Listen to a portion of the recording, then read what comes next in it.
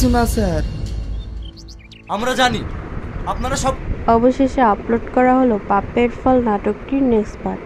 কেন আমরা দেখতে পাচ্ছি না, আর এই নাটকটি কেন এত দেরিতে আপলোড করা হলো, সব জানতে পারবেন আজকের এই ভিডিওটিতে। বন্ধুরা, আজকের এই ভিডিওটি নাটক প্রেমীদের জন্য খুব গুরুত্বপূর্ণ হতে চলেছে, তাই আপনাদের কাছে রিকোয়েস্ট, দেরি না করে ভিডিওটিতে লাইক করে চ্যানেলটি সাবস্ক্রাইব করুন।